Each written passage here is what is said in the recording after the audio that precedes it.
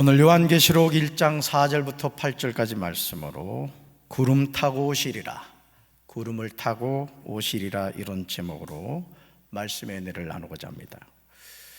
우리는 성부 하나님을 믿습니다.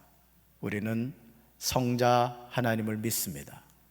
우리는 성령 하나님을 믿습니다. 이것을 신학적인 용어로 삼위일체 하나님이라고 합니다.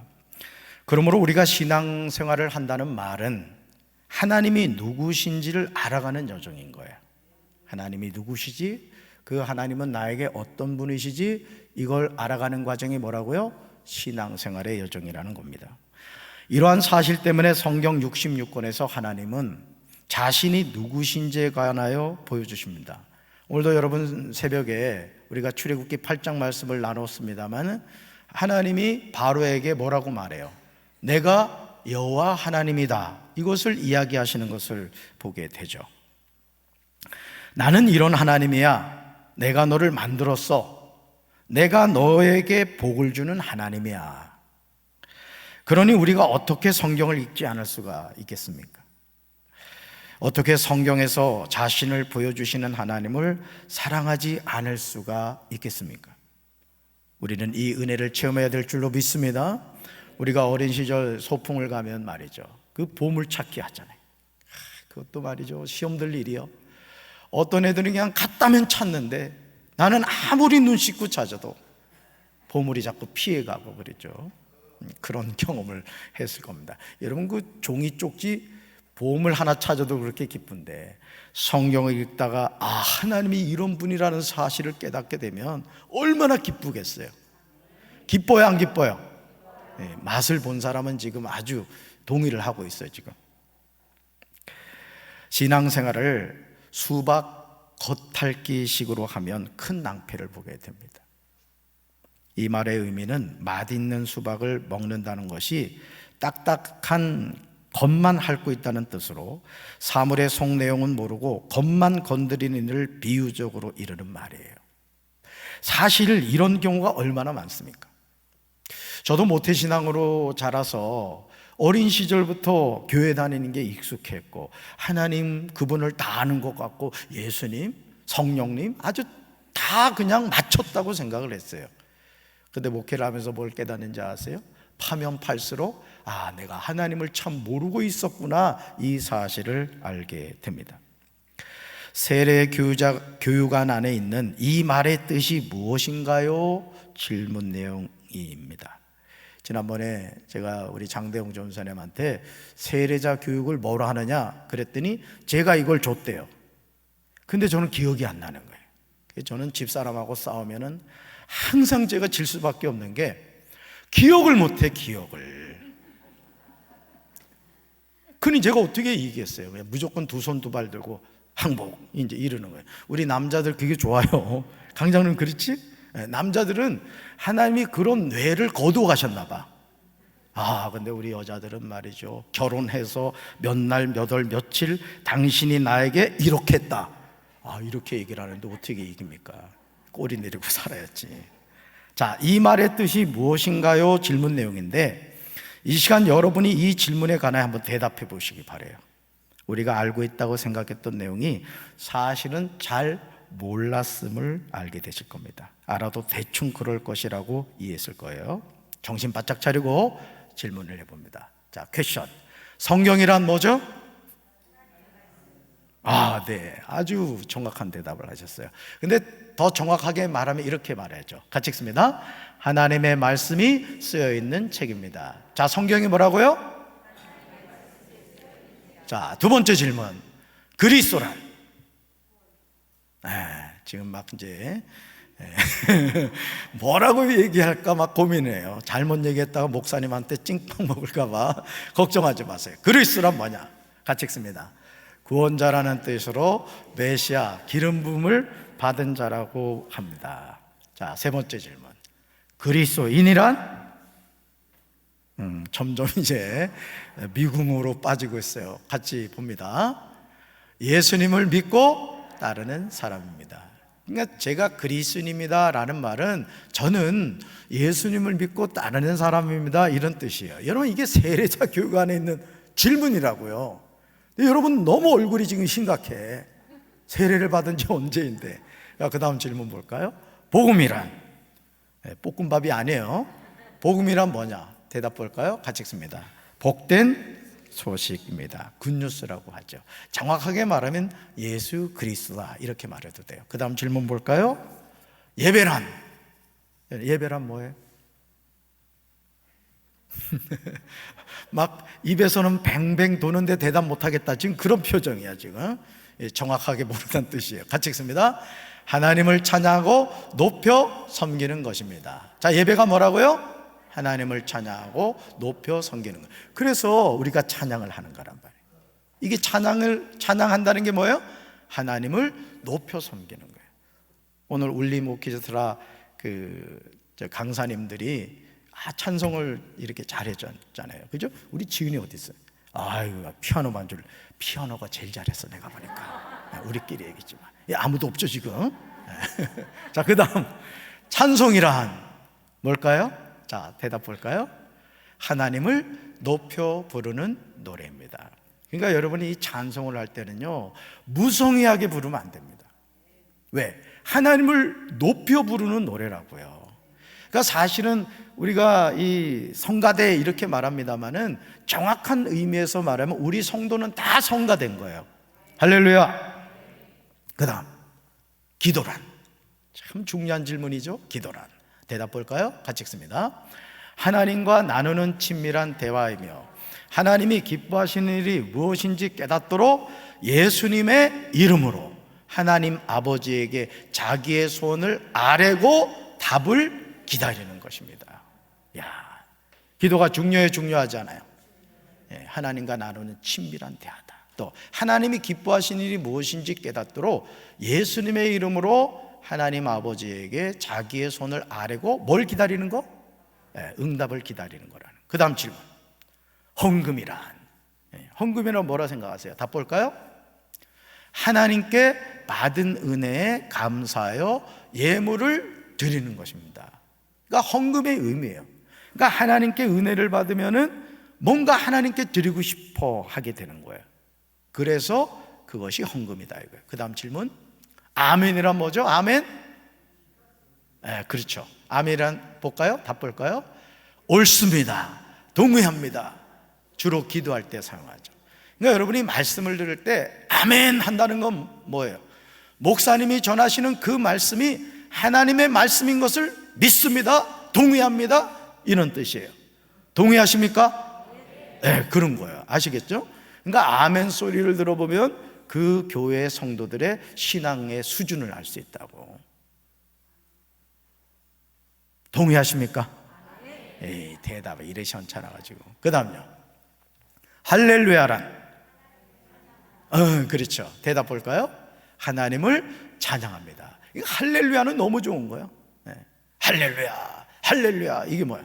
하나님을 찬양합니다, 찬양합니다, 이런 뜻이에요. 그 다음요, 구원이란 뭘까요? 구원이란 답 볼까요? 죄와 죽음에서 건져내미란 뜻이에요. 뭐와 뭐에서?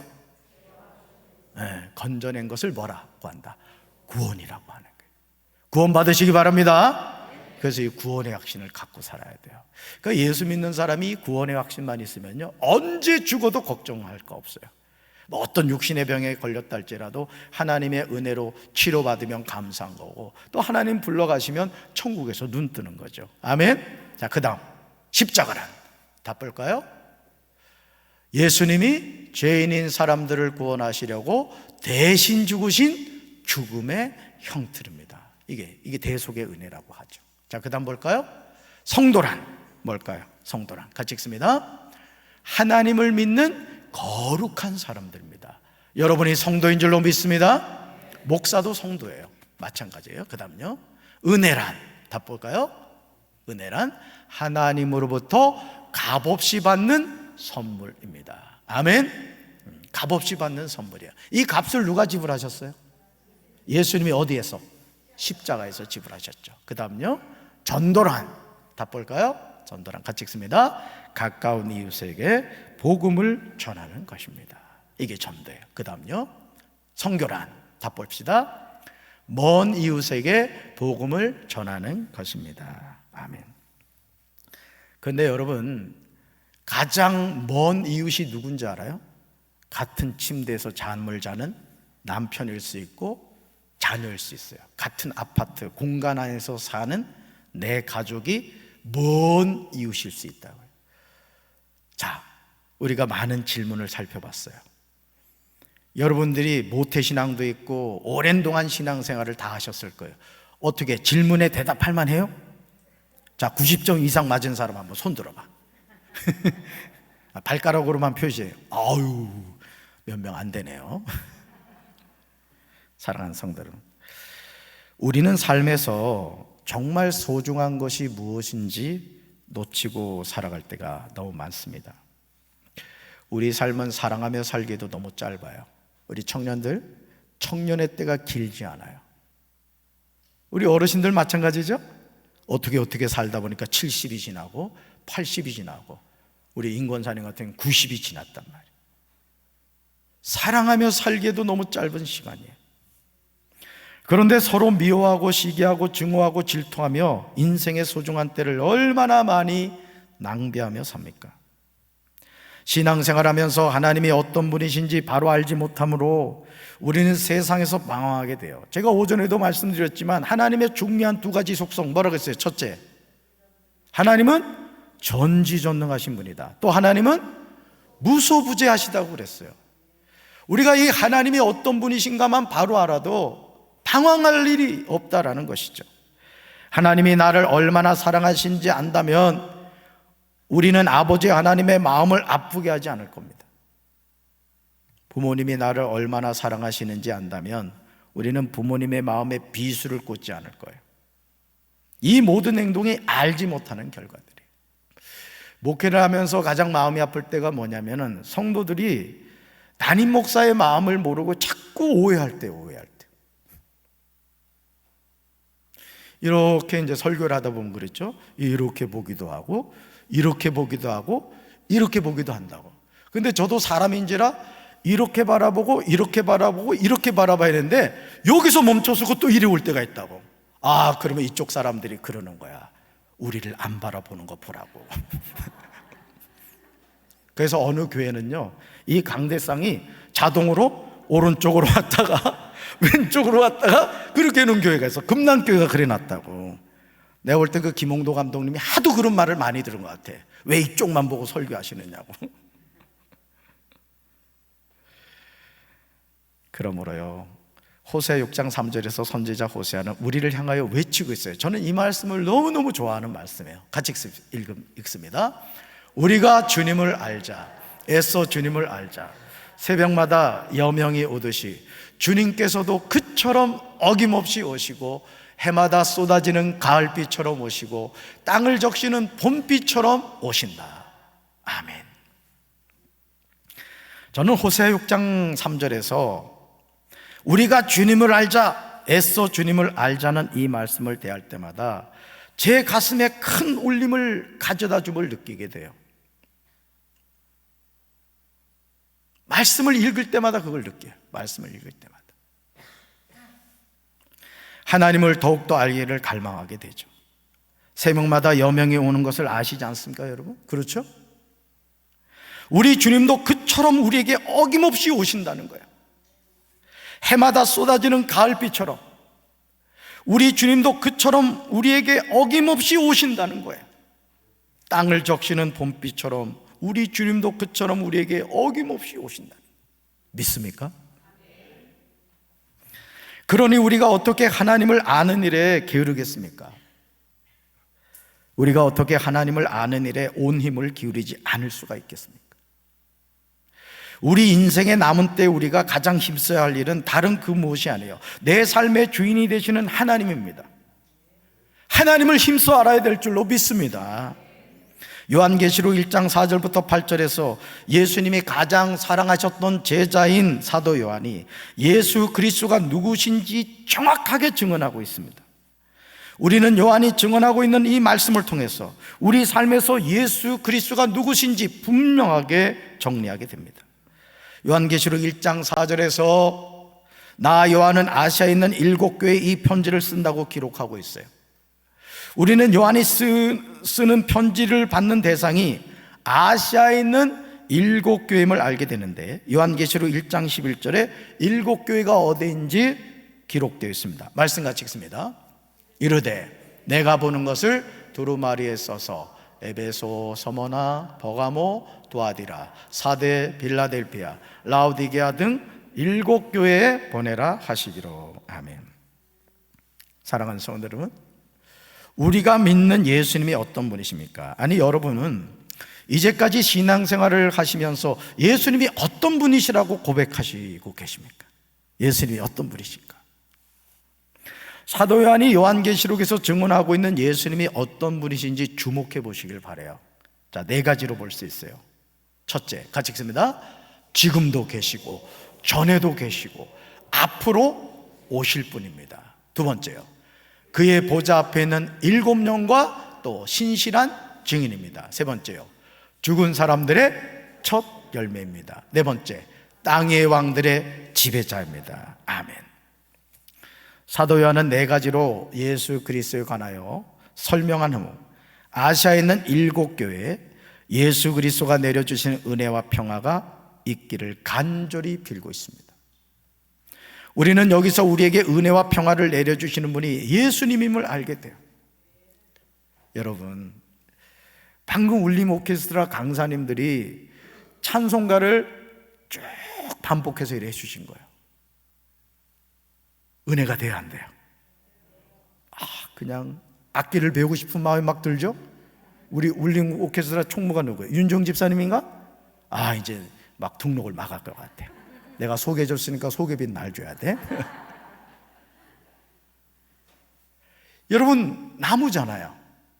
철로 만든 플룻 악기잖아요. 뭐 클라리넷 사람이 만든 거 아닙니까?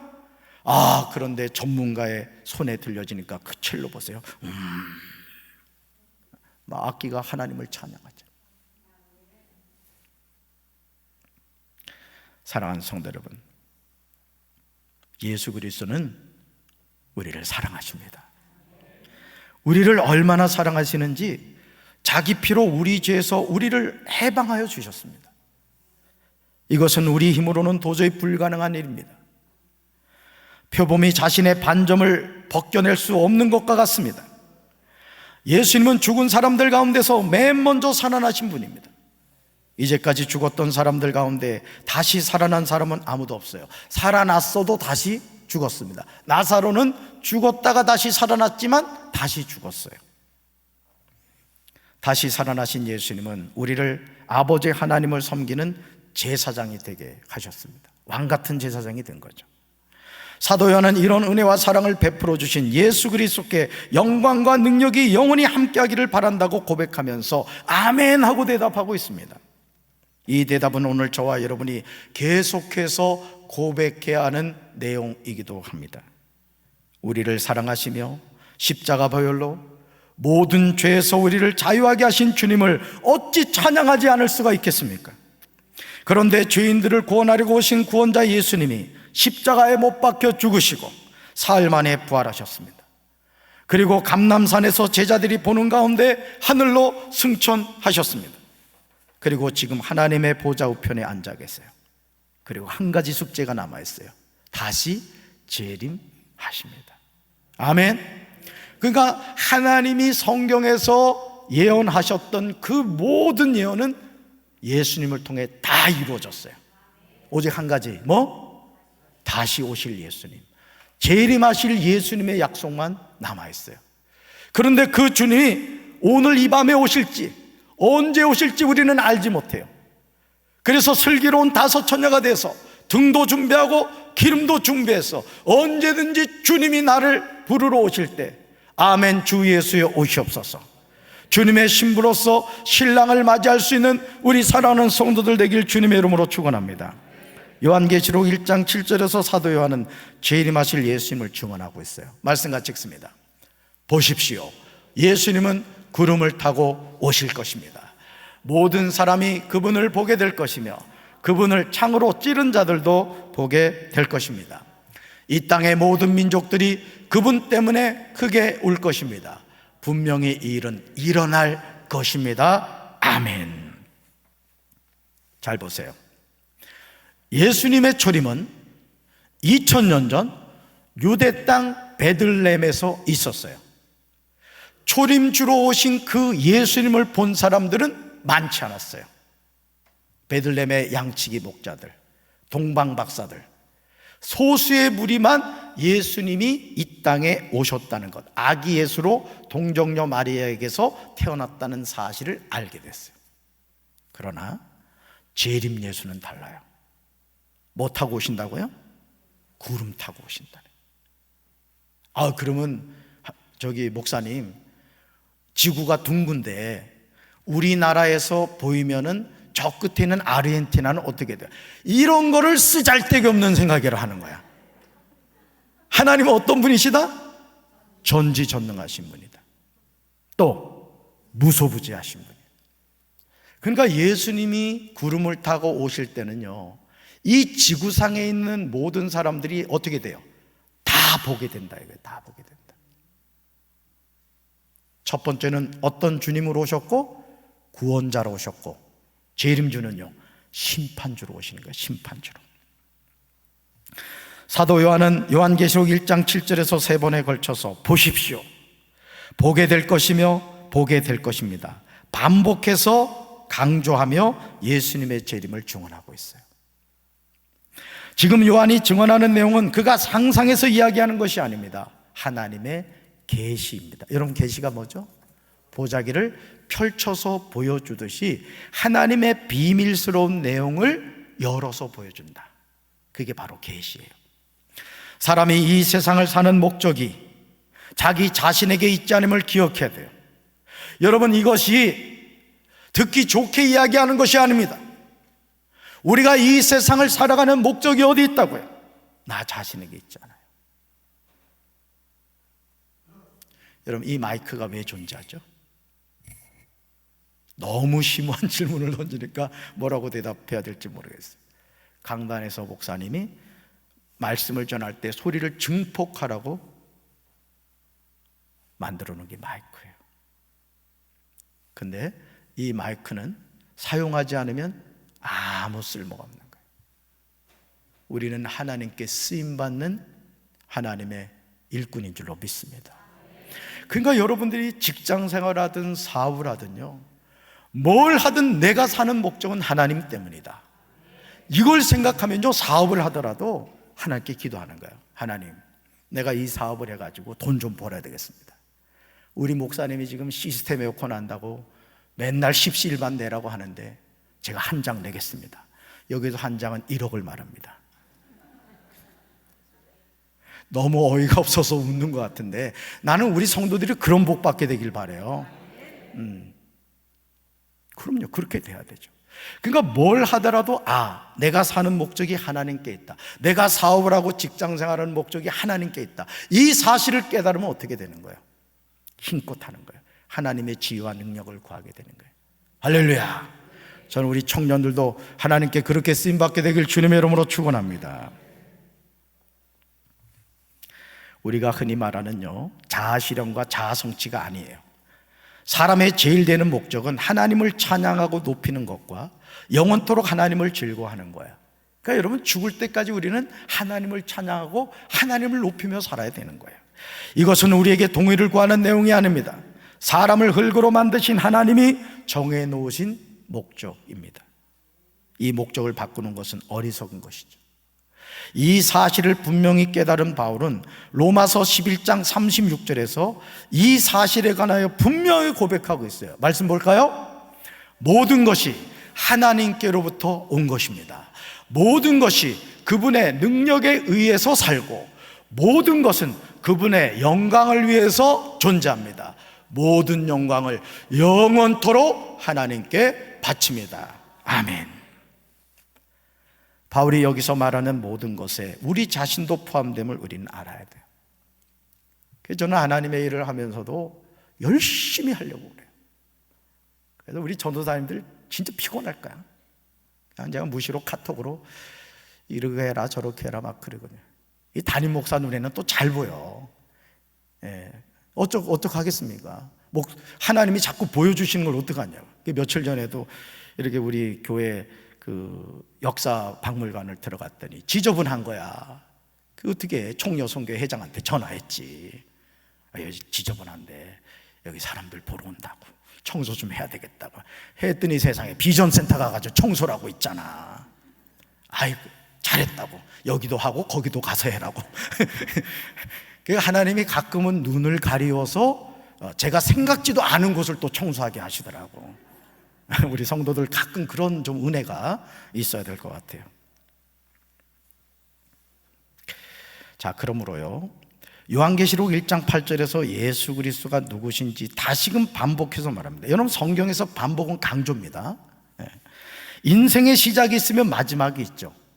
우리는 이 사실을 알고 살아야 돼요. 우리의 구원자 예수 그리스도가 어떤 분이십니까? 세 가지로 나와요. 자, 첫째, 나는 처음이요 또한 마지막이다. 두 번째요, 나는 지금도 있고 전에도 있었으며 앞으로도 계속 있을 것이다. 이게 뭐죠?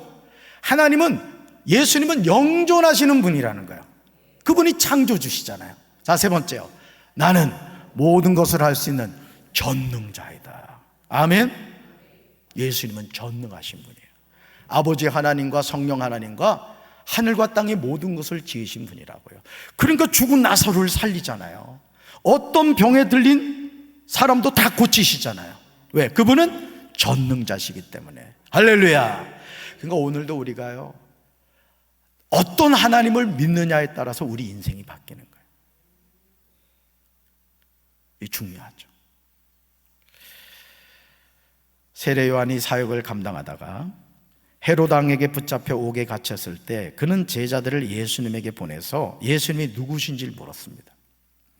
그러자 예수님은 마태복음 11장 5절에서 자신이 누구신지 분명하게 알려주셨어요. 우리가 깨달아야 할 내용이에요. 자, 6가지입니다. 아주 명심해서 들으셔야 돼.